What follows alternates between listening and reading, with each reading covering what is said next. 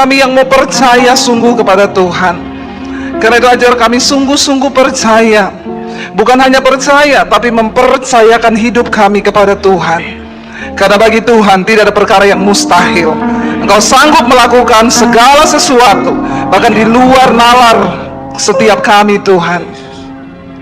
Karena itu kami membuka hati kami, roh, jiwa, dan tubuh kami tundukkan kepada firman Tuhan.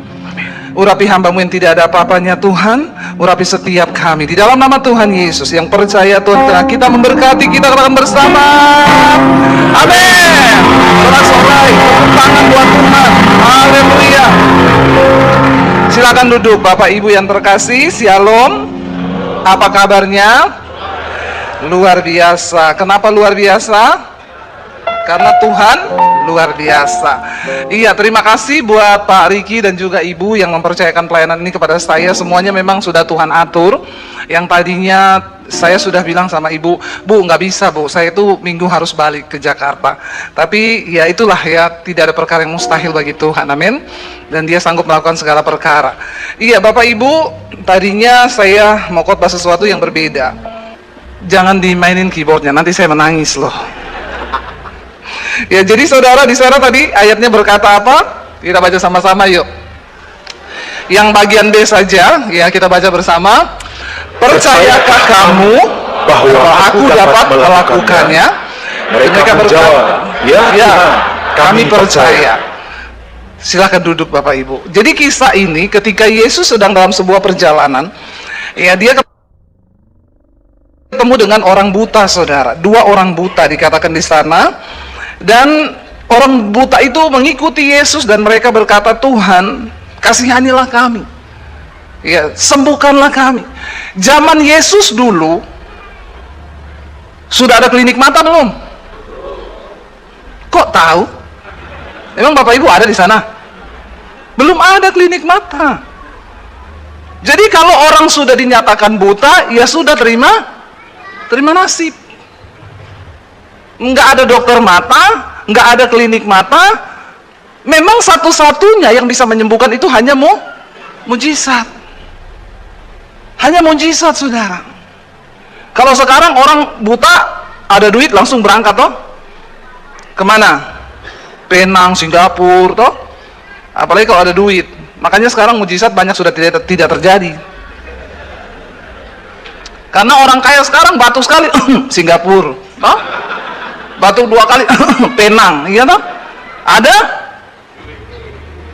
Ya, zaman dulu biar ada duit nggak ada klinik.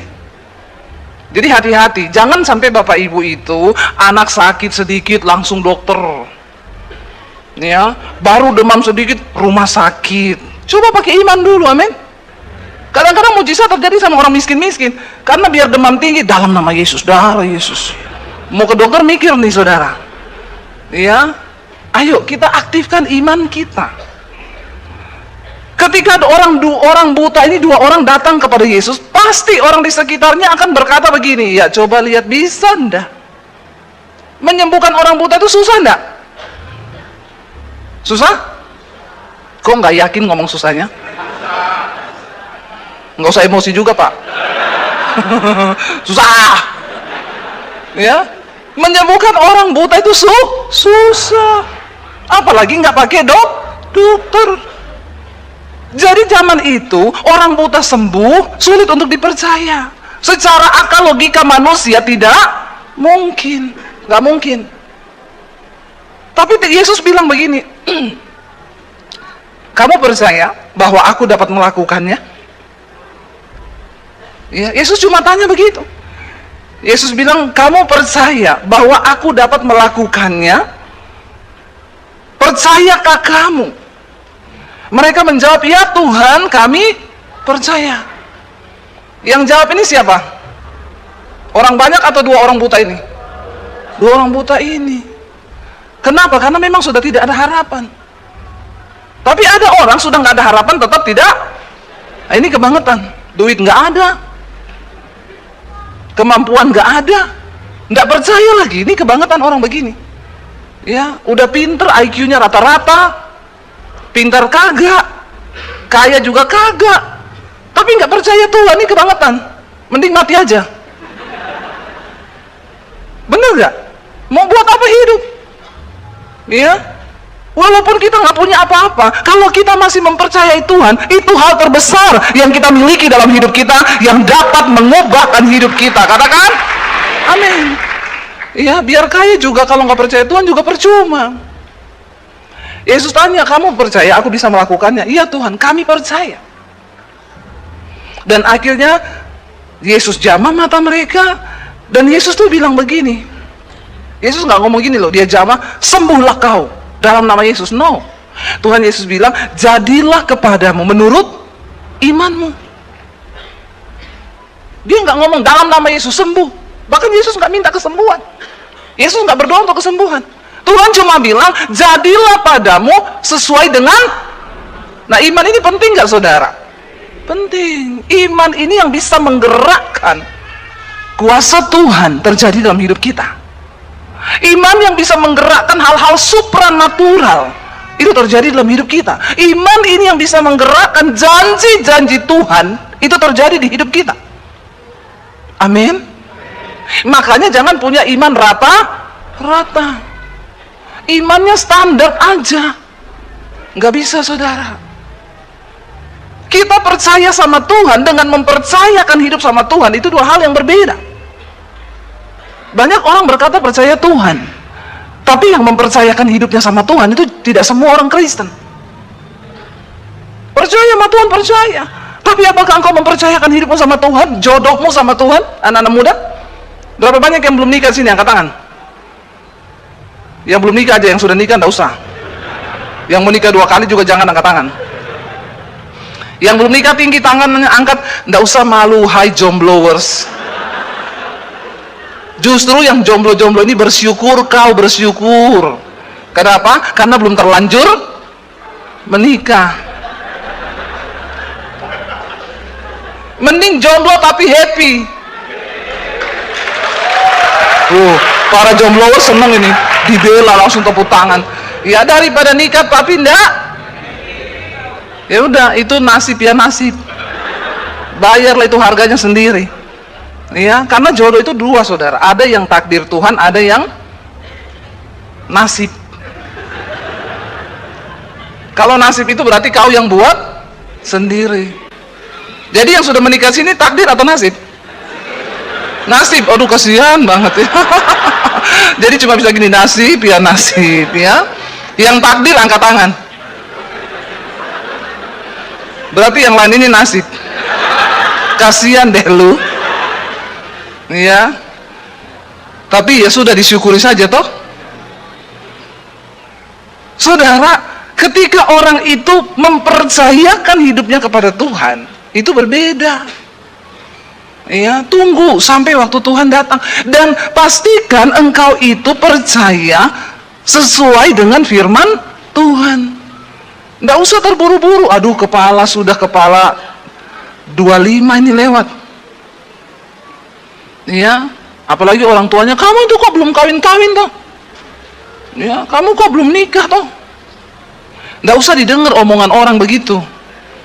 Ya, nanti kalau kau nikah juga dia tanya, kok belum punya anak? Ya, itu kasihan memang anak-anak muda itu kalau ketemu orang tua, apalagi orang tua kepo ini. Kayaknya di Pekanbaru banyak orang tua kepo dan julid. Banyak ya? Bertobat ya. Orang tua julid dan kepo, tante-tante apalagi. Ya, kalau ketemu sekarang gimana? Ya, udah selesai kuliah, udah tante kerja apa? Di sini. Oh, udah punya pacar? Belum tante, kapan nikah? Nggak bakal selesai itu pertanyaannya. Karena dia menginterogasi lebih daripada Polda. Itu tante-tante julid itu cocok kalau dikasih untuk menginterogasi. Jadi ikuti apa kata Tuhan. Amin. Mempercayakan hidup sama Tuhan, belajar percaya sama Tuhan, itu adalah sebuah proses yang dibangun terus menerus. Nggak bisa kau bilang saya sudah Kristen, oh saya ke gereja tiap minggu cukup. Nggak cukup. Kalau engkau ke gereja setiap hari Minggu 2 jam nggak pernah alpa, 1 tahun tuh 365 hari di kalender yang normal. Nggak tahu kalau kalender saudara di Pekanbaru ini. Ya, kalau kau beri waktu satu hari seminggu satu kali ke gereja tok 2 jam, maka dalam 365 hari kau beri hari buat Tuhan tuh cuma 4 hari loh. Kalau tiap minggu kau ke gereja 2 jam nggak pernah bolos. 365 hari 4 hari untuk Tuhan, cukup nggak imanmu tumbuh? Sekarat mati. Makanya banyak orang Kristen menderita, melarat, buta dan miskin kata Tuhan. Kenapa? Imanmu mati. Kau cuma ke gereja seminggu sekali. Apalagi kau datangnya telat. Nggak usah angkat tangan. Tertawakanlah dirimu sendiri itu. Apalagi pulangnya paling duluan. Ini bertobat ini. Ya. Hitung aja saudara, bagaimana iman kita tumbuh kalau dalam waktu 365 hari kau beri waktu cuma 4 hari setahun. Nggak bisa imanmu itu tumbuh menjadi iman yang mempercayakan hidup sama Tuhan, nggak bisa. Itu sebuah proses yang dibangun terus-menerus melewati rintangan, air mata, tantangan, ujian, hambatan, tapi yang kau tetap percaya bahwa janji Tuhan itu ya dan amin, maka itu akan terjadi. Ayo, betapa banyak janji Tuhan yang diberi buat kita hari-hari ini. Nah, yang ngomong sama Tuhan, ya kami percaya. 2 orang buta ini, kenapa? Karena mereka yang punya kebutuhan kan? Mereka pengen disembuhkan kan? Saya yakin orang lain itu menonton sambil gini, bisa nggak iya? Bisa nggak iya? Tapi waktu Tuhan tanya, kamu percaya aku bisa melakukannya? Ya kami percaya Tuhan. Lalu Tuhan bilang, jadilah sesuai imanmu. Iman itu saudara berperan aktif di dalam kita meraih janji-janji Tuhan dalam hidup kita. Saya ini sudah melihat bagaimana campur tangan Tuhan. Saya berjalan bersama Tuhan. Yang sudah sering dengar khotbah-khotbah saya, ya, itu udah tahu bagaimana kesaksian iman saya berjalan bersama Tuhan. Berapa banyak yang tahu saya di YouTube? Yang nggak tahu, bertobat. Subscribe channel YouTube saya, Baby Basir TV. Nggak usah tepuk tangan, biasa aja, keles. Ya, itu saudara, bagaimana perjalanan iman saya bersama Tuhan. Dari apa yang tidak ada menjadi ada. Saudara pikir itu terjadi begitu saja? No, imanmu sedang menggerakkan semua janji Tuhan yang sudah diberikan buat Tuhan di sorga. Itu Tuhan sudah sediakan semua yang terbaik. Tapi banyak orang Kristen nggak mau ambil itu. Kau pilih berjuang dengan kekuatanmu sendiri. Kau pilih berjuang dengan kemampuanmu, dengan uangmu. Hanya mereka yang mau berjuang bersama Tuhan dan percaya bahwa janji Tuhan itu ya dan amin, mereka lah yang akan melihat itu sungguh-sungguh terjadi dalam hidupnya. Ya, bagaimana perjalanan dulu saya udah sering kesini loh. Itu tahun-tahun berapa ya? Belum jadi YouTuber waktu itu. Tahun-tahun berapa ya Bu dulu ya? 2012 ya? Lama loh ya, sebelum pandemi jauh itu. Dan bagaimana Tuhan itu ya melakukan banyak hal dalam kehidupan kami, itu begitu luar biasa. Kita mau belajar saudara hari ini. Iman itu sesuatu yang tidak terlihat tetapi kita percayai, menghadapi ketakutan, menghadapi persoalan, menghadapi tantangan, tapi kita tetap percaya dan mengimani bahwa Tuhan itu beserta dengan kita. Itu satu hal yang luar biasa. Kita mau belajar hari ini dari seorang tokoh di Alkitab yang bernama Gideon, saudara. Ya, Gideon itu dipakai Tuhan untuk membawa bangsa Israel keluar dari perbudakan musuh. Waktu bangsa ini berdosa, mereka melakukan sesuatu yang tidak berkenan pada Tuhan, hidup mereka jatuh, mereka miskin, mereka ditindas, mereka kelaparan, mereka bekerja, hasilnya itu diambil sama musuh, dan itu nggak enak. Saya selalu berulang-ulang, dosa itu akan membuat hidupmu menderita. Makanya Yesus datang untuk memerdekakan. Ya, tadi malam tema KKR, jiwa-jiwa yang dimerdekakan. Ya, memang sebenarnya ini acara untuk kemerdekaan, tapi kegeser terus. Kenapa saudara? Penting untuk kita ini bisa merdeka. Pentingnya buat kita apa? Supaya engkau bisa mengalami janji Tuhan. Kalau hidupmu tidak merdeka, engkau nggak layak untuk mengambil janji Tuhan itu. Karena janji Tuhan tidak terjadi buat semua orang Kristen biasa-biasa saja. Nanti kita akan belajar. Yesus datang untuk memerdekakan kita, tapi banyak orang lebih suka tinggal di bawah kutuk dosa, perhambaan dosa, sehingga mereka tidak bisa mengalami janji Tuhan. Yesus berkata, aku datang untuk memberikan engkau hidup, dan hidup di dalam segala kelimpahan. Tidak peduli dunia mau berubah seperti apa, janji Tuhan itu ya dan amin. Itu ya dan amin. Tapi Tuhan mau kita bertobat. Kenapa bangsa Israel melarat, mereka ditindas, karena mereka jauh dari Tuhan. Mereka hidup melakukan dosa, hawa nafsu mereka nggak lagi peduli dengan Tuhan. Lalu akhirnya mereka berseru kepada Tuhan karena keadaan sudah tidak enak. Tuhan membangkitkan seorang pahlawan yang bernama Gideon. Dia adalah dari suku yang tidak diperhitungkan. Tapi itulah Tuhan, dia melihat imanmu, saudara. Semua orang di Alkitab yang dipakai Tuhan bukan orang hebat. Semua orang yang biasa-biasa. Tetapi Tuhan angkat hidup mereka.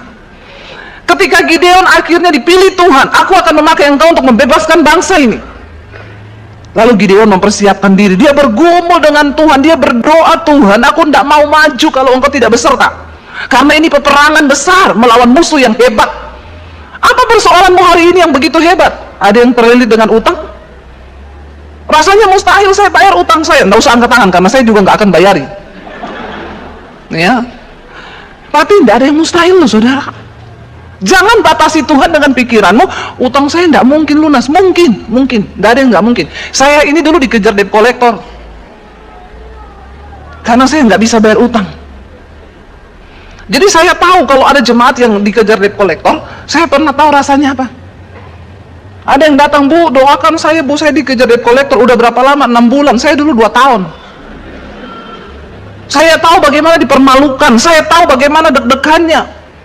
Ya, karena ada 2 hal yang membuat jantung berpacu dengan cepat, jatuh tinta dan jatuh tempo. Dia toh, jatuh tempo itu bikin jantungan. Apalagi kalau udah mau jatuh tempo, duitnya tidak. Wah, itu. Saudara, saya pernah merasakan itu. Lalu saya melibatkan Tuhan. Kami berdua dengan suami, kami jejer itu kredit card. Kami nggak pakai kredit card untuk beli tas, beli ini, enggak. Untuk bayar cicilan rumah. Tapi kegulung bunga berbunga masuk ke pokok, kegulung. Sampai akhirnya kami libatkan Tuhan, kita tumpang tangan semua itu kredit card. Kalau orang lihat, orang bilang orang gila. Iya tuh, kamu punya utang, usaha kerja di luar sana. Cari duit untuk bisa bayar utang. Tapi kami start dari sebuah awal yang luar biasa. Kita tulis semua utang kita berdoa tumpang tangan, Tuhan, kami mau melibatkan Engkau. Dengan kekuatan kami sudah tidak mampu, Tuhan. Dan Tuhan bekerja dengan cara yang ajaib. Selalu ada jalan yang terbuka bagi orang-orang yang mau percaya sungguh sama Tuhan. Jangan andalkan kekuatanmu sendiri. Kau stres, bahkan banyak yang gila, berakhir bunuh diri karena mengandalkan kekuatannya. Ketika Gideon akan berhadapan dengan musuh, dia membangun hubungan dengan Tuhan. Dia berdoa, Tuhan, yakinkan aku bahwa Engkau menyertai aku, Tuhan. Tuhan bilang, aku menyertaimu, maju. Orang kalau mau perang, dia bikin strategi kan, memajukan, saudara. Nggak ada orang perang nggak pakai strategi. Gideon menyusun kekuatan dengan semua orang mereka. Kalau kita mau berhadapan dengan musuh yang banyak, maka hitungan kalkulator otak kita bicara tentang kalau mereka banyak, maka kita akan ajak orang yang lebih banyak kan? Karena semakin banyak, maka kemungkinan menang itu semakin besar. Ya. Lalu Gideon kumpulkan semua orang di perkemahan di dekat mata air di Harod. Ayo kita semua berkumpul di sini. Ya, kita akan maju besok untuk berhadapan dengan musuh. Semakin banyak ajak supaya semakin menang kita. Lalu berapa banyak yang diajak, saudara? 30.000 orang. Banyak nggak? Banyak. Tadi malam KKR 10.000, dan 3 kali itu maju untuk berperang. Lalu mereka maju. Tuhan bilang sama Gideon begini. Kita buka Hakim-Hakim 7.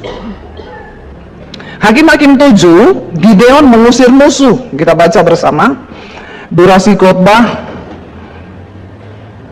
24 menit lagi. Tapi kata Pak Riki, suka-suka saya. Ya. Saudara, Gideon mengusir musuh. Ayat yang pertama, adapun Yerubbaal itulah Gideon bangun pagi-pagi bersama-sama dengan dia. Lalu mereka, segala rakyat yang bersama-sama dengan dia, lalu mereka berkemah dekat mata air Harod, perkemahan orang Midian. Ada di sebelah utaranya, dekat Bukit More, di lembah, di sebelahnya, saudara. Ya. Ayat 2 berkata, berfirmanlah Tuhan kepada Gideon, terlalu banyak rakyat yang bersama-sama dengan engkau itu, daripada yang ku kehendaki untuk menyerahkan orang Midian ke dalam tangan mereka. Jangan-jangan orang Israel memegahkan diri terhadap aku sambil berkata, tanganku sendirilah yang menyelamatkan aku. Silakan duduk dulu.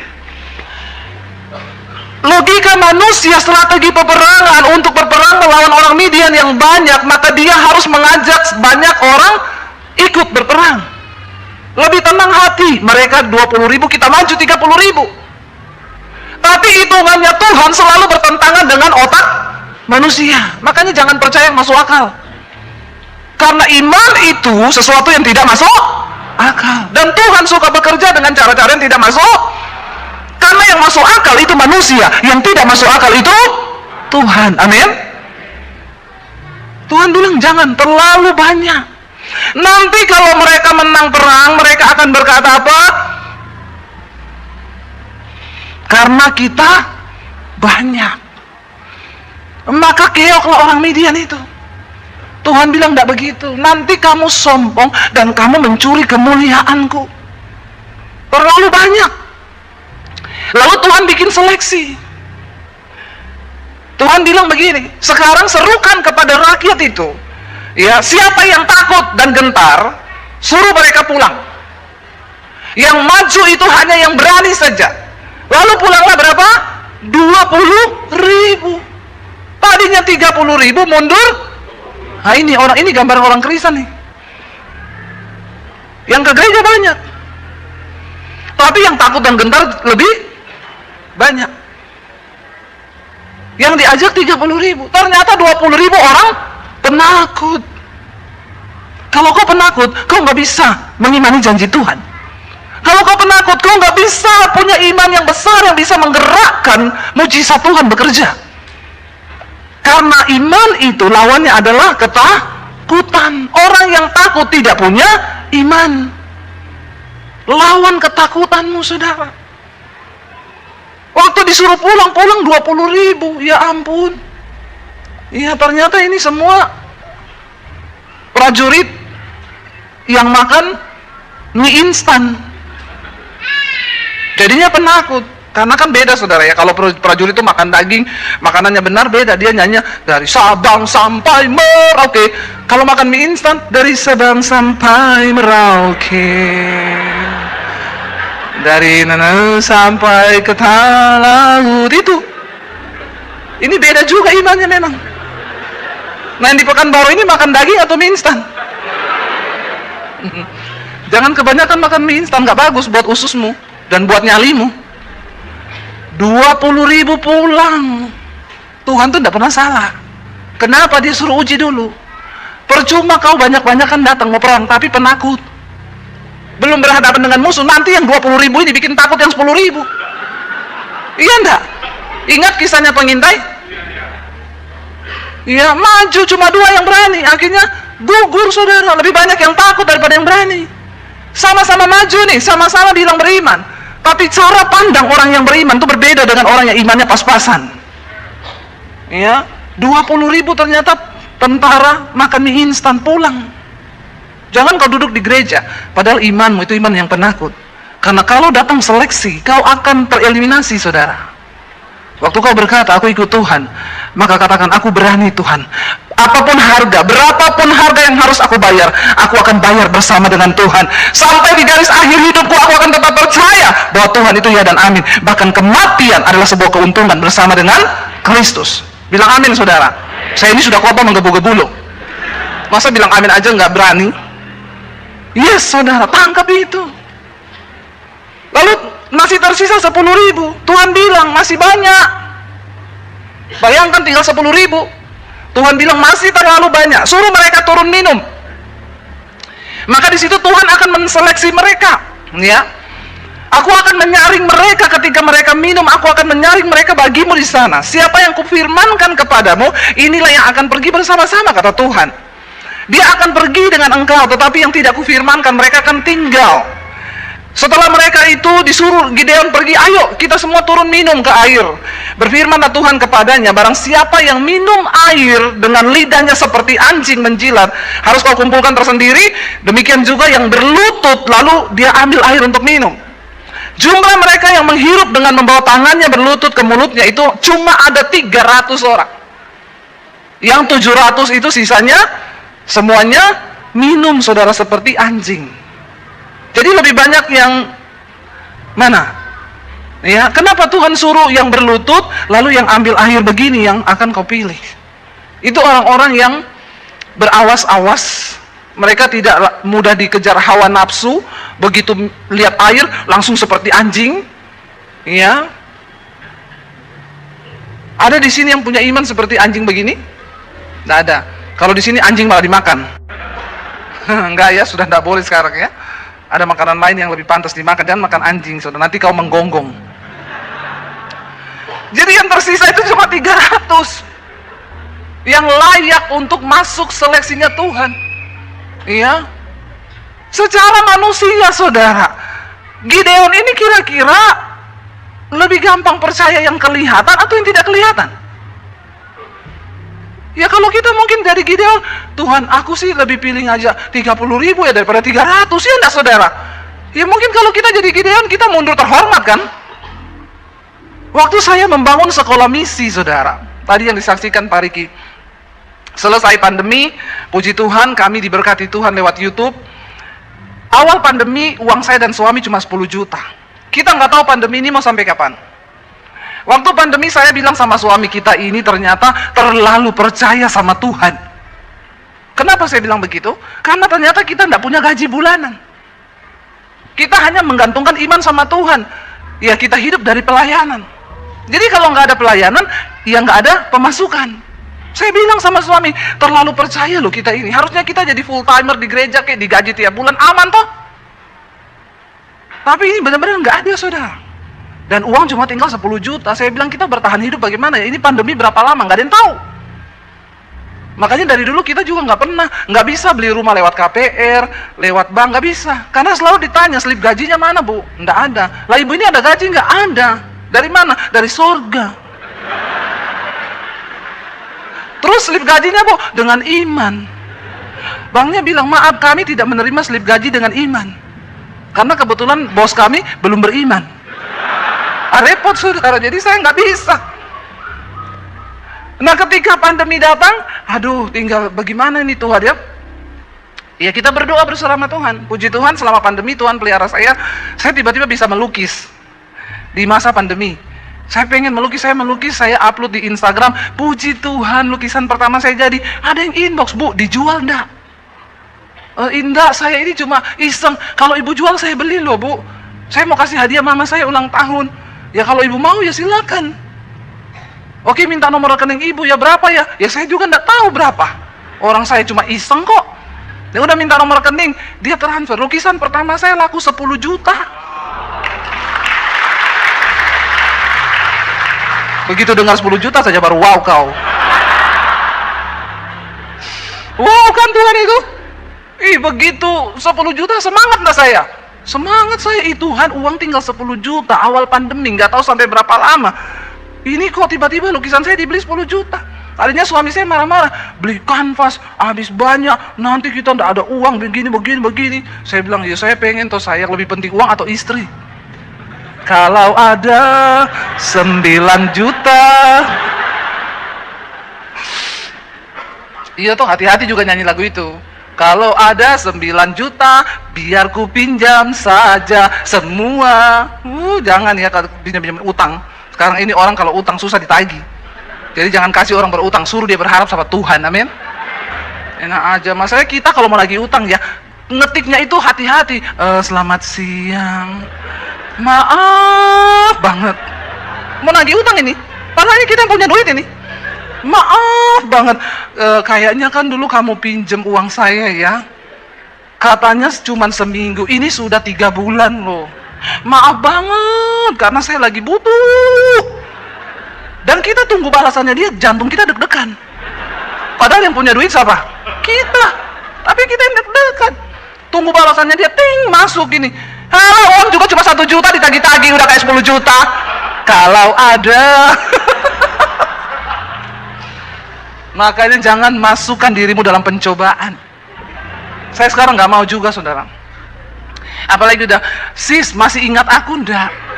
Itu WA yang paling horor. Masih ingat aku ndak? Udah lama loh kita nggak ketemu. Langsung saya balas. Kebetulan saya tadi malam amnesia, lupa ingatan. Soalnya menakutkan itu, pasti mau pinjam duit itu. Jadi saudara, akhirnya suami saya marah-marah itu.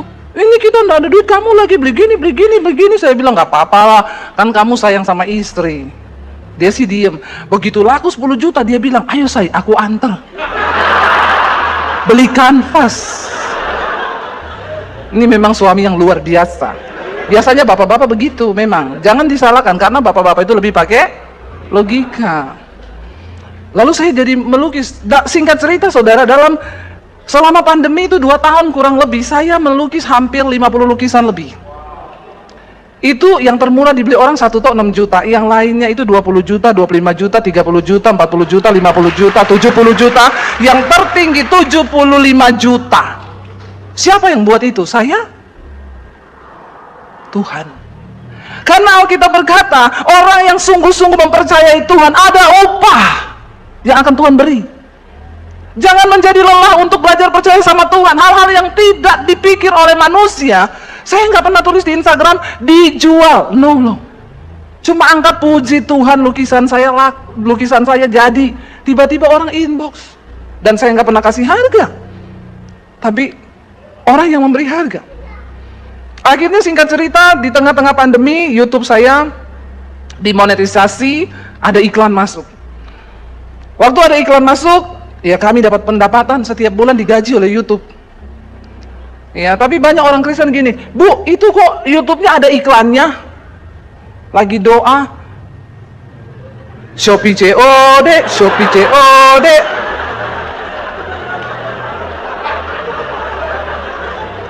Bayar tuh COD. Saya bilang begini, Bu, saya itu di YouTube saya selalu itu tayang live streaming. Ikutilah jam live streaming itu supaya nggak ada iklan. Itu saya berkorban loh, kasih live streaming itu, saya nggak dapat pemasukan selama live streaming itu. Saudara yang ikut live streaming nggak ada iklan. Kalau waktunya nggak bisa, ambil YouTube Premium dong. Kayak orang miskin saja ini jemaat nih. Udah gitu apa saya yang disuruh tutup iklan? Kau itu sudah tidak kolekte, terus kau suruh lagi saya tutup iklan. Nah kita ini kan dapat upahnya dari situ tuh.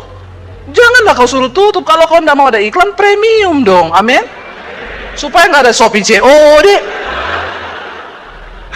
Lalu saudara, kami diberkati, singkat cerita, kami mulai berdoa, Tuhan mau bawa kemana pelayanan kami. Beberapa teman-teman hamba Tuhan, Bu, buka gereja. Teman saya bilang, buka gereja, Bu. Jemaat juga, Ibu kapan buka gereja? Saya ini melihat saudara, gereja ini sudah banyak sekali. Apalagi di Jakarta, satu mall ada 10 gereja. Itu saya juga pikir siapa semua yang masuk di situ. Ya, dan kayaknya nggak ada pertumbuhan jiwa, yang ada cuma perputaran jiwa. Jiwa yang terputar-putar di situ. Kepahitan di sini dia pindah ke situ, ya kan? Nanti tidak cocok sama pendeta itu, dia pindah lagi kemari. Jemaat yang tidak bertumbuh karena sedikit-sedikit dicabut terus, baru mau tumbuh cabut. Lihat di sana ada gereja baru buka, kayaknya enak, kita ke situ yuk. Sampai di sana nggak cocok, pindah lagi. Kalau kau tidak cocok, kau yang sedang dibentuk. Jangan kebanyakan pindah, nanti mati.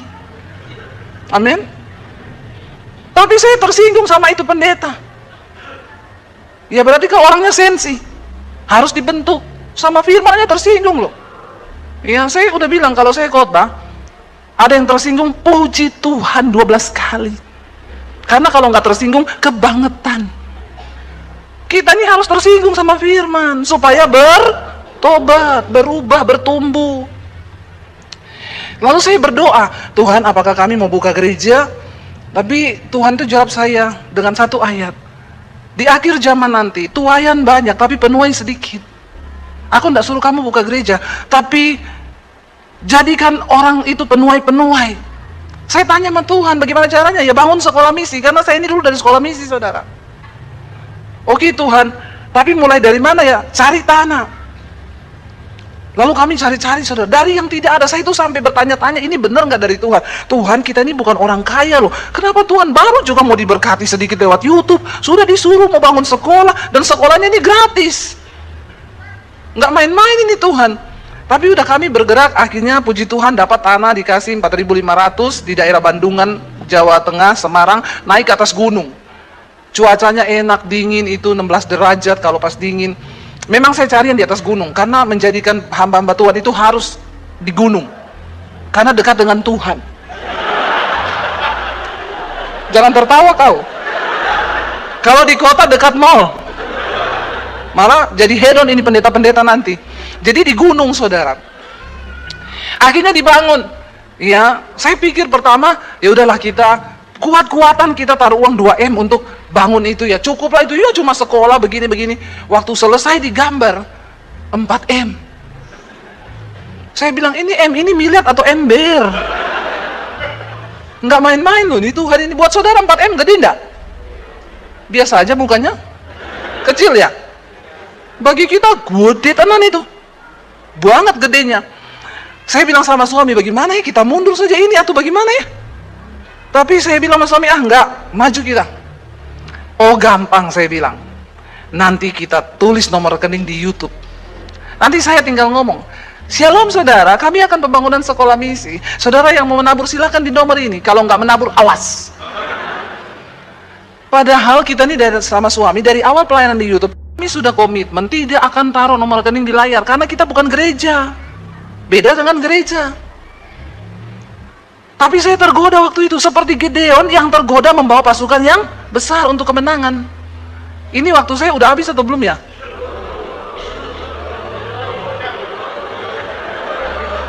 Sampai jam 12 boleh? Anda puas, saya lemes. Lalu saudara, saya bilang sama suami, iya taruh nomor rekening aja nanti di YouTube. Ini kan khusus ya untuk pembangunan. Saya bilang kalau yang nonton pagi itu 50.000, malam 100.000. Bayangkan aja kalau mereka kasih 50.000 lah satu orang. Kan tidak berat itu.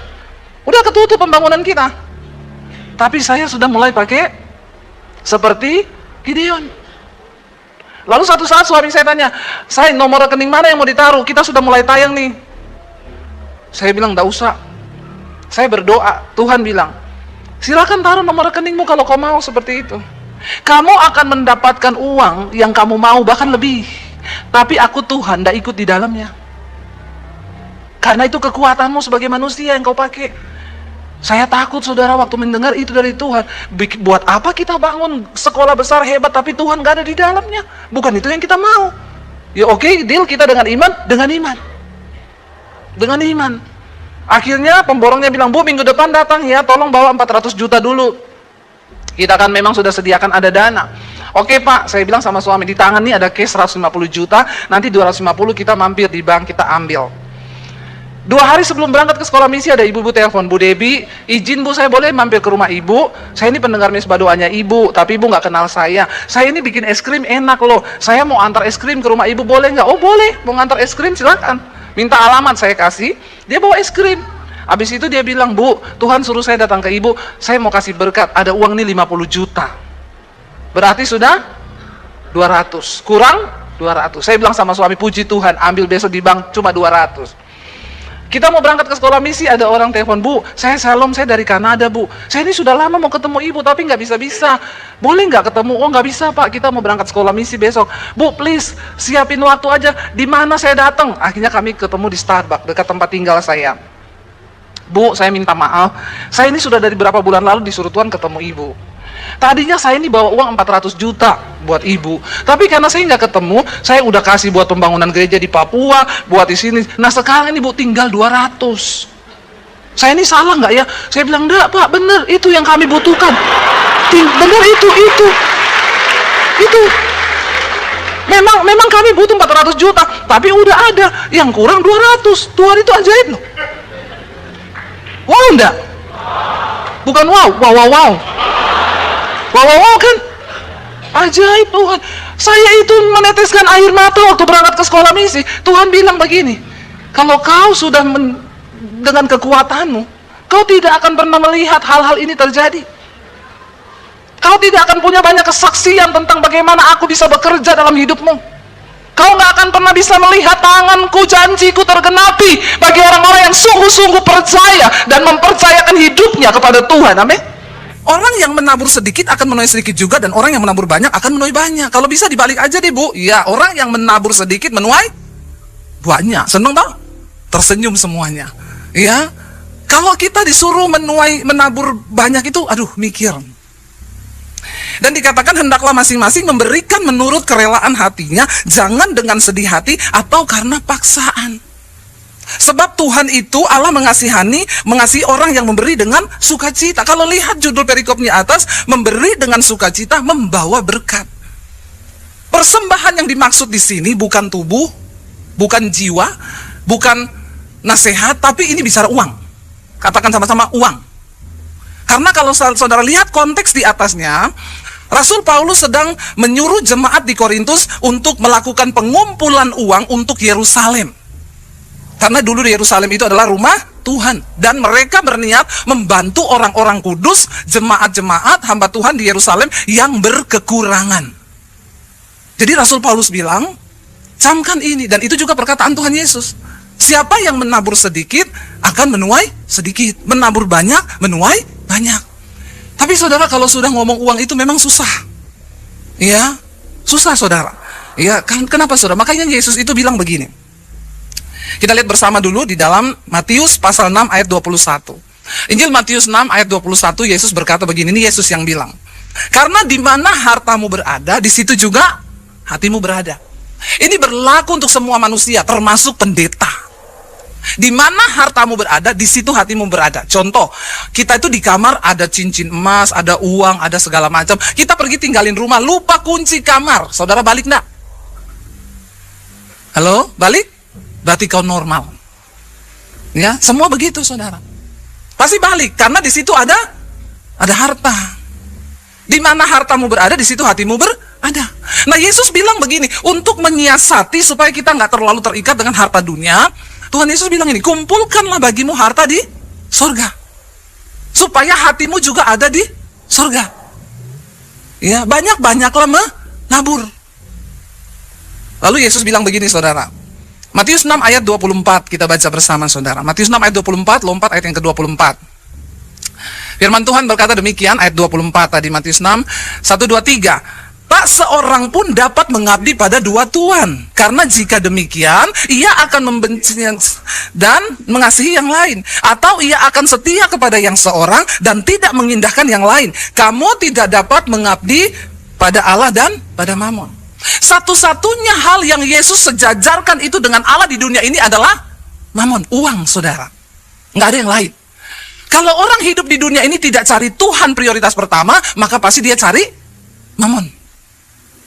Ya, cuma itu kepentingan manusia di dunia ini. Kenapa kita harus kenal Tuhan dan belajar mengasihi Tuhan dengan harta kita? Karena kalau kita nggak sungguh-sungguh mengasihi Tuhan dengan harta kita, maka kita pasti akan mengasihi Mamon. Bahkan banyak orang sudah di dalam gereja, hatinya tetap mengasihi Mamon. Ya, itu terbukti ketika disuruh menabur.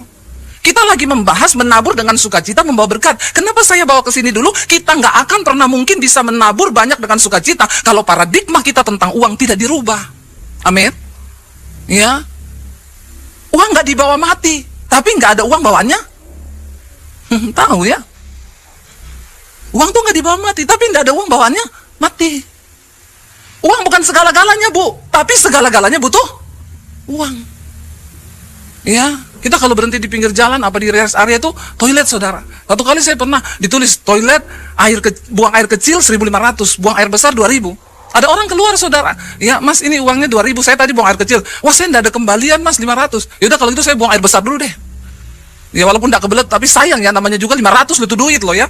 Walaupun nggak kebelet dipaksa-paksain, karena 500 saudara. Yang namanya uang itu saudara, orang itu sekarang Aduh ya, uang itu hitungannya setengah mati. Tapi banyak orang tidak mengerti bahwa ini kunci kita diberkati Tuhan. Kalau kita genggam uang kita, ya mungkin saudara, kita rasa kita dapat semuanya. Tapi ketika tiba-tiba hilang, buat apa? Ya anak sakit, ya ini rusak, itu rusak, rumah rusak, mobil tabrakan. Itu belalang pelahap. Kemarin saya pelayanan di Makassar, saya ketemu beberapa pengusaha dan kami ngobrol soal hidup menjadi berkat, saudara. Lalu ada pengusaha yang tanya sama saya, kan saya bilang begini, dalam hidup ini kita terima uang berkat, itu tidak semuanya roti untuk kita makan, tapi di situ juga ada benih untuk ditabur. Jadi berkat yang kita terima ada roti, ada benih. Kalau roti silakan makan, tapi kalau benih jangan dimakan, nanti kau sakit perut. Ya, tapi orang Kristen semua dimakan, pikirnya biar kenyang. Ya padahal benih itu harus ditabur. Lalu ada satu pengusaha yang tanya, Bu, sekarang saya mau tanya, bagaimana kita bisa membedakan ini benih, ini roti? Saya bilang kembali ke Alkitab aja, setidaknya keluarin dulu 10%. Nggak usah kau cari-cari ayat, di perjanjian baru udah nggak perpuluhan kok, itu orang pelit begitu itu. Kenapa kita dilatih per 10? Seper-10 itu cuma latihan, kita ini mau nggak memberi, menabur. Sebenarnya yang kita punya itu 100, Tuhan punya 100%, bukan 10%. 100% milik Tuhan, tapi manusia rakus. Sekarang cari-cari ayat, kan itu di perjanjian lama, perjanjian baru nggak ada. Hidupmu nggak akan diberkati, saudara, percaya saya. Tuhan melatih kita cuma 10%, itu latihan dulu. Itu benih yang harus kau keluarkan, jangan kau makan sendiri. Kau nggak akan menabur, menuai kalau kau tidak mau menabur. Ya, nggak usah tegang mukanya, biasa aja. Giliran ngomong duit semuanya mukanya tegang loh, saudara ya. Ini kebenaran, saudara. Tarik dulu 10% itu. Lalu saya kasih ke siapa, Bu? Enak aja, nanti pendeta kaya. Terserah kau kasih kemana, doa. Di mana Tuhan menuntunmu kasih. Yang penting keluar dulu. Melatih kita, melatih daging kita, melatih kalau manusia itu kalau nggak dilatih, rakus. Ya, kadang bukan cuma uangnya orang juga mau dimakan. Iya, Pak ya? Ya. Saya kemarin ketemu teman, kurus sekali ya sekarang. Iya, Bu, kita ini pokoknya Senin sampai Sabtu kita puasa, Bu. Pokoknya no karbo, no gula, no ini. Tapi kalau Minggu semua kita makan, termasuk teman, saudara, ya. Kita makan semua. Ini rakus, saudara. Kenapa kau nggak diberkati? Karena kau nggak mau belajar. Coba belajar dulu, benih disisihkan. Saya nggak suruh saudara kasih sama saya, nggak usah. Saya sudah ada gaji dari YouTube. Nanti kalau saya khotbah begini, itu tuh Bu Debbie, supaya orang kasih sama dia tuh perpuluhan, pendeta, mata duitan, pret. Saya menyampaikan kebenaran, saudara. 1/10 itu cuma latihan daging kita untuk kita bisa keluarin. Berani enggak saudara keluarin itu? Waktu kau keluarin doa, Tuhan ini saya mau kasih kemana Tuhan? Ya, saya mau kasih kemana? Tuhan tuntun saya kemana? Ya tempat yang benar. Kalau hatimu tulus dengan kerelaan dan sukacita, Tuhan akan tuntun kau kok kasih di tempat yang subur. Amin. Benar saudara, ayo kita belajar dulu dari situ. Karena ini rahasia firman Tuhan. Kita nggak mungkin diberkati kalau kita nggak melakukan. Ini soal keuangan. Ya, gadis bijaksana dan gadis yang bodoh itu bicara tentang uang loh. Mereka punya uang tapi mereka nggak beli minyak. Uangnya dipakai untuk hura-hura, untuk apa yang lain. Ya ada juga yang dia tabung. Sampai Tuhan datang nggak dipakai-pakai. Ya waktu kita masih miskin, cuma punya uang 50.000, Tuhan suruh kasih orang 50.000. Penjual soto dekat gereja agama seberang datang, anaknya sakit, boleh nggak saya pinjam 50.000? Tinggal 50.000 hari itu. Suami saya tanya saya kita kan uang tinggal 50.000, besok anak susu habis. Ini 23 tahun yang lalu waktu anak saya yang pertama masih bayi. Suami saya bilang begini, dia pinjam 50.000, saya bilang ya ampun kok nggak 20 loh. Kok dia tahu uang kita tinggal 50.000? Jam 10 malam ketok pintu rumah. Suami saya cari aman, dia bilang aku terserah kau loh ya. Wah ini bahaya saudara. Supaya kalau besok kita nggak ada duit, jangan salahkan saya, dalam hatinya dia begitu. Kalau kau bilang kasih, kasih aja. Tapi kalau kamu ngomong jangan, ya jangan. Pokoknya aku terserah kau. Saya tuh berdoa, Tuhan, aduh saya juga butuh uang, cuma tinggal 50.000 lagi, besok nggak tahu mau hidup bagaimana. Nggak ada uang di tabungan, memang waktu itu masih benar-benar miskin. Saya berdoa sesaat, tiba-tiba ayat firman Tuhan bilang, kesusahan sehari, cukup untuk sehari. Besok itu ada kesusahannya sendiri, nggak usah dipikir. Saya bilang sama suami, kasih aja, dia lebih butuh, anaknya demam. Tapi ayat ini jangan dipakai di mall waktu kau baru gajian. Baru terima gaji 6 juta ke mall, terus kesusahan sehari, cukup untuk sehari. Terus kau shopping di situ, kau habiskan duitmu. Itu tidak berhikmat namanya. Iya, pakai ayat itu sesuai dengan konteksnya. Diserahkan sama suami saya, dikasih sama bapak itu, dia bilang nanti minggu depan saya ganti. Nggak usah Pak, waktu kau kasih orang uang jangan harap ganti. Ya. Lalu saudara, udah Tuhan berkati kami. Apakah kami tambah miskin? No, setelah itu Tuhan mulai berkati lebih besar. Tuhan tuh selalu begitu cara kerjanya. Dia uji dulu hatimu. Ketika sudah diberkati, tiba-tiba Tuhan suruh nabur. Itu butuh sana 50 juta, gereja lagi bangun. Saya tabur, saya belajar taat. 100 juta saya tabur, 200 juta saya tabur. Ya. Berapa waktu yang lalu suruh beliin mobil pendeta 425 juta. Kami bukan orang kaya yang punya uang puluhan miliar loh di rekening. Saya bersaksi dari mimbar ini kepada saudara, karena saya bukan berteori, saya mempraktekkan firman Tuhan. Ya. Waktu saya bilang begitu sama suami, kita disuruh Tuhan dibeliin mobil pendeta itu 425 juta mobilnya. Gimana? Suami saya bilang, ya aku sih dari bulan Januari lalu sudah Tuhan taruh begitu di hati. Tapi aku diam aja, saya tengking terus itu suara. Saya juga begitu, saya bilang setan ini, pasti setan, bukan Tuhan ini. Kalau soal uang tuh dari setan itu ya. Akhirnya kami belajar taat, saudara. Waktu udah mau beli, ada pengusaha yang kita lagi ngobrol-ngobrol, iya Pak, kita bersaksi nih Tuhan suruh kita beliin mobil pendeta itu karena dia kenal juga. Oh iya, dia bilang, saya malu loh Bu, harusnya pengusaha beliin mobil pendeta, masa ada pendeta beliin mobil pendeta? Saya bilang pengusaha sekarang udah tulis semua Pak, biarin aja. Lalu dia bilang, ya udah Bu, kalau gitu saya ikut ya separuh ya, kita paruhan. Tapi sikap hati kami sudah siap kehilangan itu 425 juta. Tuhan seringkali hanya menguji hati kita. Apakah kita taat, apakah kita rela? Ya, semakin kita bisa dipercaya mengelola keuangan, maka Tuhan akan bukakan pintu-pintu berkat. Waktu bangun sekolah misi, kami sisihkan uang 2 miliar, saudara, untuk pembangunan sekolah itu. Saya dengar ada yang bilang, itu Bu Debbie kan ada donaturnya dari mana, dari luar negeri, donatur saya Tuhan. Nggak ada satu orang pun yang menjadi donatur buat kami secara pribadi setiap bulan. Tidak ada, saudara. Yang ratusan juta pembangunan sekolah. Saya dengar di luar ada orang ngomong, itu kan Bu Debbie ada si A bangunin dia sekolah. Siapa itu? Tolong datang sama saya. Nggak ada. Kami belajar taat, kami dapat uang berkat dari YouTube. Duit kami belum puluhan miliar. Tapi waktu Tuhan suruh, saya tanya sama Tuhan, visi saya ini apa Tuhan? Saya mau buka gereja atau apa? Tuhan bilang, nggak, buka sekolah misi. Sekolah kan tuh anak-anak dari desa untuk jadi hamba Tuhan, jadi penginjil. Terus Tuhan dari mana uangnya yang ada sama kamu? Uang kita belum 10 miliar, belum 20 miliar. Pas-pasan, kami ambil 2 miliar, kami sisihkan untuk pembangunan sekolah misi. Ya, dan itu tanah diserahkan bukan atas nama saya, saudara. Kadang orang pikir, oh itu kan nanti jadi asetnya Bu Debbie. No, tanah itu dipinjamkan 10 tahun. Banyak orang bilang sama saya, ibu rugi loh, bangun itu sudah habis 4 miliar lebih. Nanti kalau tanahnya diambil, ya berarti tugas saya sudah selesai. Mau ambil, mau ditarik silakan. Itu bukan punya kita kok. Itu cuma visi Tuhan. Sering kali kita akhirnya menjadi gelap mata karena kepengen aset. Ya. Lalu saudara, waktu Tuhan suruh kami, ya udah taruh 2 M ya, kita dengan iman taruh 2 miliar di situ. Ketika dihitung-hitung hampir 4 miliar, suami saya bilang, wah, saya membengkaknya 2 kali lipat gimana? Saya secara manusia terpancing waktu itu. Dengan pikiran rekayasa saya bilang, udah tenang aja, nanti kan kita umumin di YouTube aja lah, pasti banyak yang nyumbang. Yang dengar misbah syukur saya tiap pagi hampir 100 ribu. Yang dengar misbah doa saya tiap malam 50 ribu. Bayangkan kalau saya suruh saudara, ayolah menyumbang, ini nomor rekening untuk pembangunan sekolah misi. Saudara hitung sendiri, kalau 1000 orang ngasih 100 ribu, ketutup itu dalam waktu sekejam. Tapi ketika mau ditayangkan di YouTube, saya berdoa, Tuhan bilang silakan taruh nomormu. Karena dari awal kami pelayan di YouTube, kami tidak menaruh nomor rekening di layar.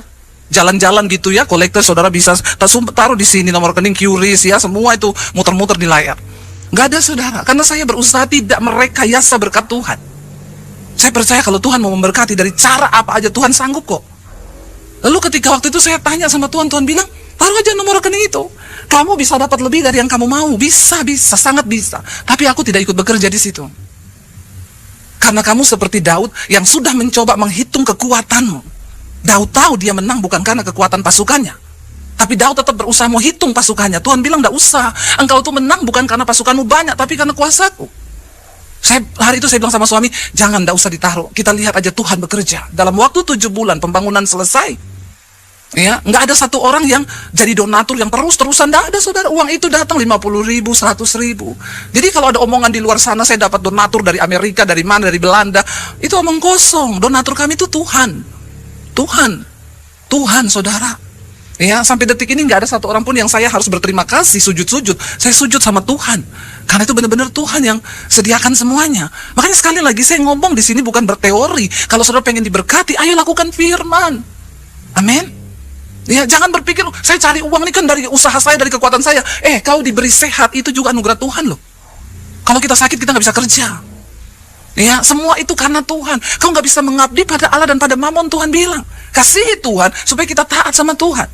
Kita lihat bersama satu ayat lagi, di dalam Injil Matius ya. Matius pasal yang ke-6, ayat yang ke-38, saudara. Tuhan Yesus ngomong apa? Matius 6 ayat 38, di sana dikatakan demikian. Matius 6 ayat 38, 1, 2, 3. Berilah, ya, multimedia, minum kopi dulu ya. Iya, Lukas 6 ayat 38, maaf. Lukas 6 ayat 38, Lukas 6 ayat 38. Lukas 6 ayat 38, baca bersama, 1, 2, 3.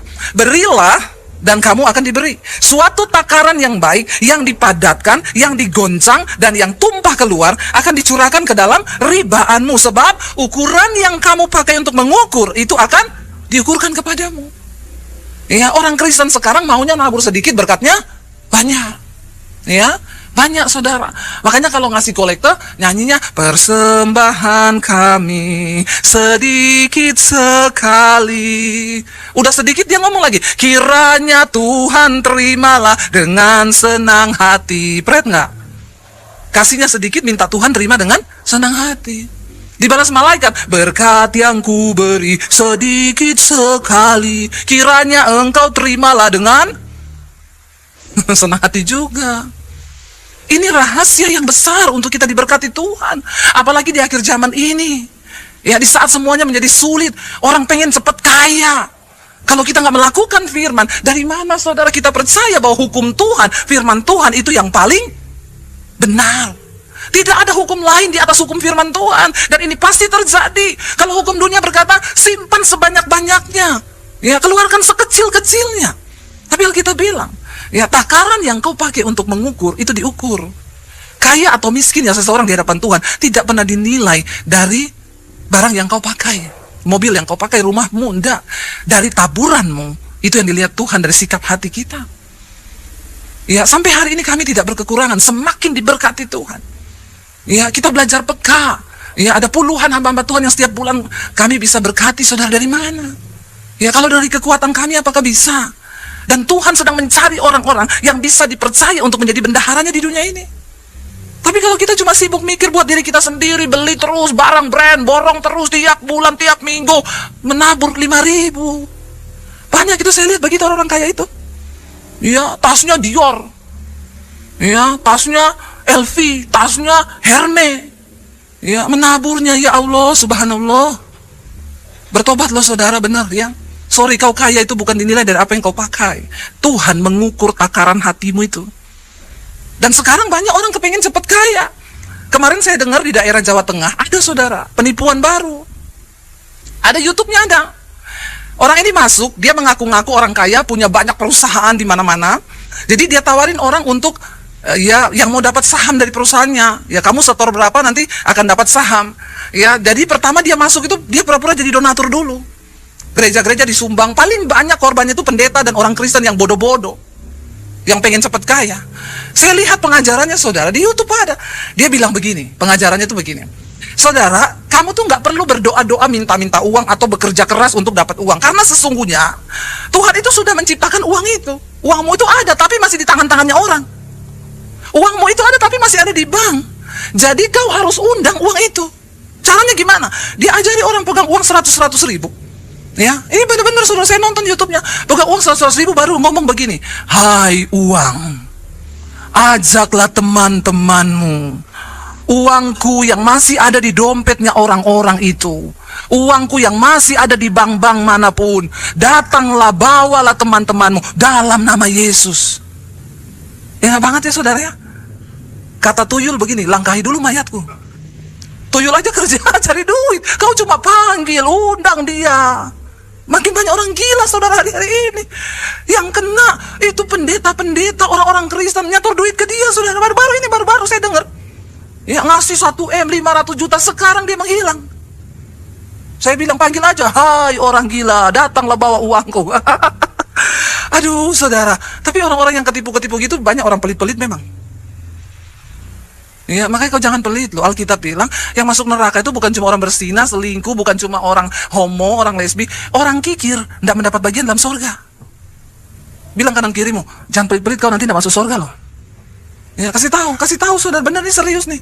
Ya, serius. Saya memberi dengan sukacita, dengan senang hati itu bisa terjadi kalau kita ini punya pandangan, punya perspektif yang benar tentang uang. Ya, kalau kita salah memandang uang, maka itu jadi hamba. Kita diperhamba sama uang itu. Sehingga kita melakukan segala sesuatu itu hanya demi uang, demi uang, demi uang. Sehingga kita lupa. Ya kau tahan uangmu, nanti bocor kemana-mana. Ya sakit harus keluar 500 juta. 1 M. Wah, saya kalau dengar orang sakit, bangga loh saudara. Iya bu, saya itu kemarin sakit, habis 1 M loh. Ya saya kemarin sakit ratusan juta, saya bilang sama suami saya nggak rela loh duit saya tuh buat bayar rumah sakit. Suami saya bilang, ya udahlah saya anggaplah, ya bersyukur loh kamu sakit kita ada duit. Ya tapi saya nggak rela loh. Ya, saya nggak kasih tahu siapa-siapa saya sakit. Tiba-tiba keluar rumah sakit ada ibu yang WA, loh bu, ibu itu kemarin masuk rumah sakit tuh. Iya bu, kenapa? Kok nggak ngomong-ngomong saya? Ya ngapain saya ngomong-ngomong?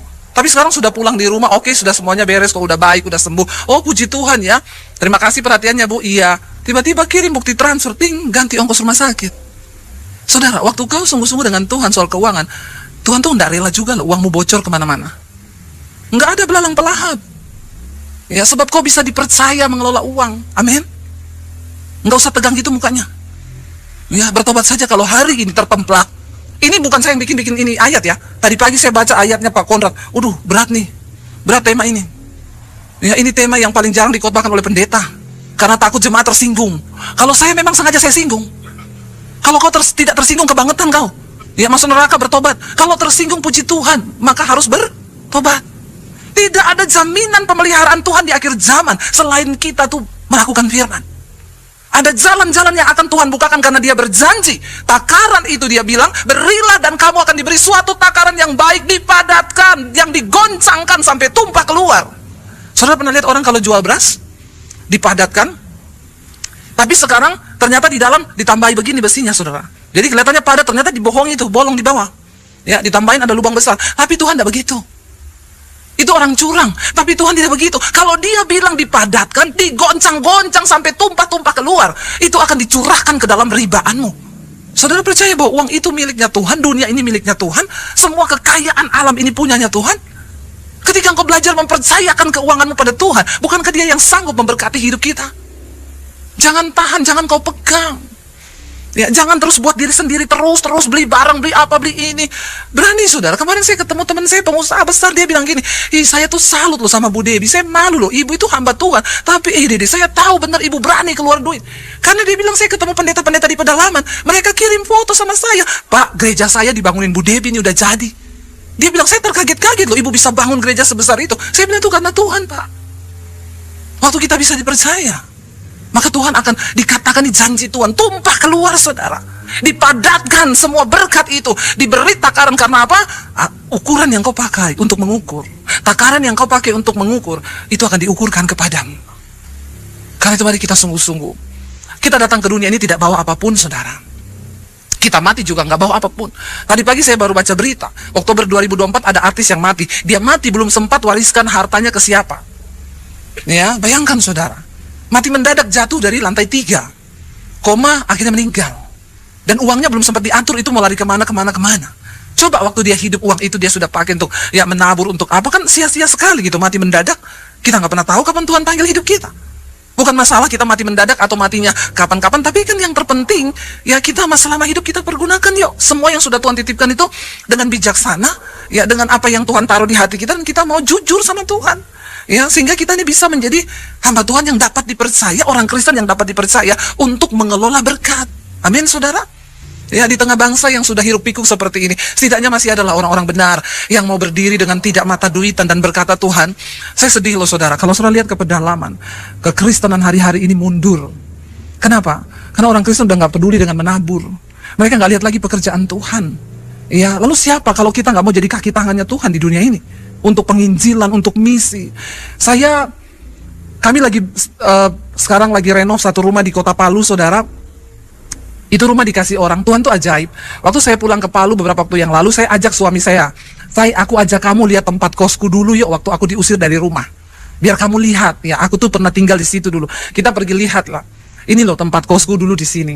Tiba-tiba saat kami berdiri di tempat kos itu, di hati saya tuh muncul, Tuhan taruh, cari rumah-rumah bekas di kota Palu ini untuk dijadikan satu pos pelayanan. Ya, nanti Tuhan yang akan menuntun. Lalu saya bilang sama suami, kita cari rumah-rumah bekas di Palu ini untuk kita bikin pos pelayanan. Kenapa? Karena kota Palu ini adalah kota di mana Tuhan banyak bicara sama saya dulu. Jadi saya percaya ada sesuatu lah. Ya udah, kita cari ya. Ngomong begitu, saudara, nggak berapa lama ada orang WA. Shalom Bu Debi, saya punya rumah di Palu. Saya pikir dia mau jual rumah ini. Oh iya Bu, kenapa? Saya itu baru 2 minggu dapat khotbahnya Ibu, tapi saya dijamah Tuhan. Rumah itu sudah lama mau saya kasih untuk pelayanan, tapi ketemu orang nggak seret, mau kasih ke sini nggak seret. Tapi waktu saya dengar khotbah Ibu, tiba-tiba Tuhan tuh taruh di hati, kasih ke orang ini rumah itu. Dia ajak saya ketemu, besok minggu Ibu bisa ketemu saya nggak di Pondok Indah? Oke Bu, kita ketemu ya. Begitu ketemu, dia udah bawa sertifikatnya, PBB-nya Bu, bawa pulang ini. Saya bilang Bu, nggak kayak gini caranya loh. Ini harus diselesaikan depan notaris dan lain sebagainya. Nggak, Ibu bawa aja dulu, pokoknya please Bu.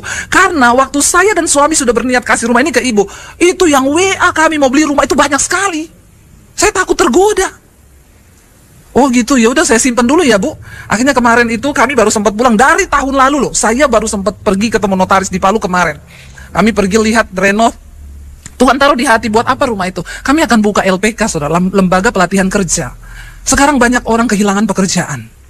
Tapi mereka mau mulai sesuatu, mereka nggak punya keahlian. Jadi kami mau buka LPK ngajar seperti yang ada di sekolah misi saya hari ini. Mereka diajar bikin roti, bikin potong rambut, pijat refleksi, membuka lapangan pekerjaan. Ya, agar mereka tuh bisa langsung ya mengajar bikin kopi, mereka bisa jualan kopi murah-murahan di pinggir jalan, dan itu gratis. Itu yang Tuhan taruh di hati kami. Waktu kami mau berkata iya, akhirnya kami renov, ketemu orang-orang tuh kayak Tuhan tuh pertemukan. Ada satu bapak di Palu, Bu, anak saya tuh barista, dia lulusan dari luar negeri. Ya, nanti kita kerjasama, anak saya yang akan ajar untuk orang di situ bikin kopi. Dan itu kami punya sertifikat untuk ASEAN, Bu. Jadi ketika dia lulus dari situ nanti langsung bisa kerja di hotel, di mana. Ya saudara, selama kita hidup, yuk kita berguna yuk untuk sesuatu yang lebih besar bagi bangsa ini, amin. Amin. Ya, itu berguna saudara. Ya, mereka bilang, Bu, ini kalau di luar kami bayar untuk les bikin roti aja tuh mahal loh Bu, 2 bulan itu bayar jutaan. Ya, dan ini kami buka untuk umum, bukan hanya untuk orang Kristen. Ya, supaya mereka bisa melihat terang Kristus. Gereja harus pergi keluar. Apa yang saya merasa terus tidak cukup saudara. Orang tanya, Ibu tuh masih kurang sibuk. Ya, masih kurang. Ya, kita nih di Jakarta tuh cuma datang, terbang, datang, pulang, terbang, pergi. Nggak apa-apa, saudara. Selama kita masih hidup, dikasih kesehatan, ayo kita lakukan sesuatu yuk. Pikirin sesuatu yang berguna bagi banyak orang. Di tengah orang kehilangan, banyak lapangan pekerjaan tidak ada. Yuk, saudara, jadilah saluran berkat. Amin.